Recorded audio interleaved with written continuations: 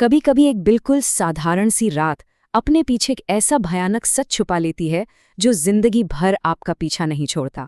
आज की कहानी कुछ ऐसी ही एक रात की है और इस कहानी की शुरुआत होती है एक दावे से कि ये कोई मनगढ़ंत किस्सा नहीं है। नहीं, ये वो हकीकत है जिसने एक इंसान की जिंदगी को हमेशा हमेशा के लिए बदल कर रख दिया। तो कहानी का मेन कैरेक्टर है जॉन, एक कॉलेज का स्टूडेंट जो पार्ट टाइम काम करता था एक छोटी सी पिज्जा शॉप में। और एक रात, बस जब वो अपनी शिफ्ट खत्म ही करने वाला था, एक बहुत ही अजीब ऑर्डर आया। देखिए, रात का करीब 1 बज चुका था, मतलब दुकान बंद होने का टाइम। तभी फोन पर एक बहुत ही धीमी कांपती हुई सी आवाज ने एक नहीं 4 बड़े पिज्जा का ऑर्डर दिया। अब जॉन को कुछ तो अजीब लगा, लेकिन एक बड़ी टिप की उम्मीद में उसने ये डिलीवरी लेने का फैसला कर लिया। और शायद यही उसका सबसे बड़ा गलत फैसला था। तो बस जॉन पिज्जा लेकर डिलीवरी के लिए निकल पड़ा। लेकिन जैसे जैसे वो अपनी मंजिल की तरफ बढ़ रहा था ना, एक अनजाना सा डर उसके दिल में घर करने लगा था। पता है, डिलीवरी का जो पता था वो शहर की जगमगाती रोशनी से बहुत दूर एक एकदम सुनसान बाहरी इलाके का था। मतलब एक ऐसी जगह जहां सड़कें भी खत्म हो जाती हैं। और फिर पक्की सड़क खत्म हो गई। अब उसके सामने थी एक कच्ची सड़क जो न जाने किस वीराने की तरफ जा रही थी। यहाँ दूर दूर तक एक भी स्ट्रीट लाइट नहीं थी। अंधेरा इतना घना था कि जॉन की बाइक की हेडलाइट भी बड़ी मुश्किल से उसे चीर पा रही थी। चारों तरफ सिर्फ जंगली पेड़ थे और इतना घना अंधेरा, ऐसा लग रहा था मानो सड़क के दोनों ओर किसी ने काली दीवार खड़ी कर दी हो। और आखिरकार जॉन उस पते पर पहुंच ही गया। सामने एक बहुत पुराना वीरान सा घर खड़ा था। लेकिन सबसे अजीब बात यह थी कि घर की एक भी लाइट नहीं जल रही थी। फिर पिज्जा का ऑर्डर आया कहां से था?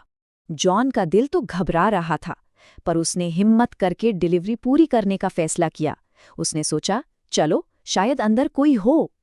उसने डोरबेल बजाई, कोई जवाब नहीं। उसने फिर से बेल बजाई। इस बार उसे अंदर से किसी के चलने की बहुत ही हल्की सी आहट सुनाई दी, लेकिन दरवाज़ा फिर भी नहीं खुला। अब तो जॉन निराश हो गया और जैसे ही वो वापस जाने के लिए मुड़ा, ठीक उसी पल वो दरवाज़ा अपने आप चरमराते हुए खुल गया। जॉन ने डरते डरते अंदर कदम रखा। हॉल में बस एक डिम सा बल्ब जल रहा था और हवा में एक अजीब सी खामोशी थी। उसने आवाज लगाई, हेलो, कोई है? Pizza delivery. शुरुआत में जॉन को लगा कि शायद कोई उसके साथ मजाक कर रहा है, लेकिन ये मजाक बहुत जल्द एक भयानक हकीकत में बदलने वाला था। तभी हॉल में पड़े सोफे के नीचे से एक बिल्ली निकली और एक कमरे की तरफ भागी।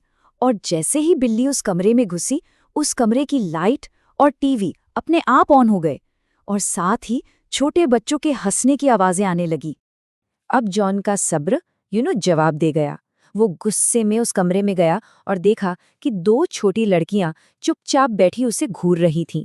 जॉन ने थोड़ी कड़क आवाज में पूछा, सुनो, मैं पिज्जा देने आया हूं, क्या घर में कोई बड़ा है जो पैसे दे सके? और तभी सब कुछ बदल गया।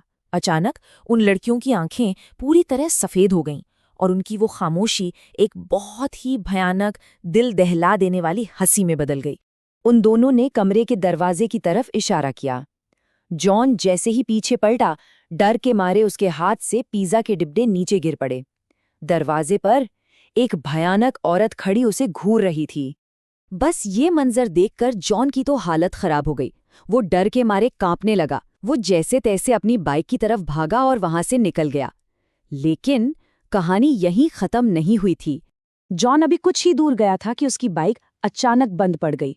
जब उसने घबराकर अपनी बाइक के शीशे में पीछे देखा तो उसके पैरों तले जमीन खिसक गई। वो औरत और वो दोनों बच्चियां ठीक उसके पीछे खड़ी थीं। जॉन ने एक पल भी नहीं सोचा, बाइक वहीं छोड़ी और जान बचाने के लिए जंगल की तरफ दौड़ पड़ा। भागते भागते जॉन ने किसी तरह पुलिस को फोन कर दिया। जब पुलिस वहां पहुंची तो उसने उन्हें सब कुछ बताया। पुलिस ने घर की छानबीन की, लेकिन उन्हें वहां कुछ भी नहीं मिला। घर खाली था। अगली सुबह पुलिस ने जॉन को जो बताया, वो सुनकर उसके रोंगटे खड़े हो गए। पुलिस के रिकॉर्ड्स के मुताबिक वो घर पिछले 3 सालों से वीरान पड़ा था। पुलिस ने उसे बताया कि 3 साल पहले उस घर में एक औरत अपनी 2 बेटियों के साथ रहती थी, जिनकी एक रात बड़ी बेरहमी से हत्या कर दी गई थी। और तब जाके जॉन को समझ आया कि उस रात को किसी इंसान से नहीं, बल्कि उन्हीं की आत्माओं से मिला था। उस भयानक हादसे के बाद जॉन ने दोबारा कभी पिज्ज़ा डिलीवर नहीं किया। कहते हैं कि वो आज भी उस रात को याद करके कांप उठता है। लेकिन एक सवाल आज भी उस घर की दीवारों में गूंजता है। उस औरत और उसकी बच्चियों का कातिल कौन था? ये एक ऐसा राज है जो आज तक उसी वीरान घर में दफन है।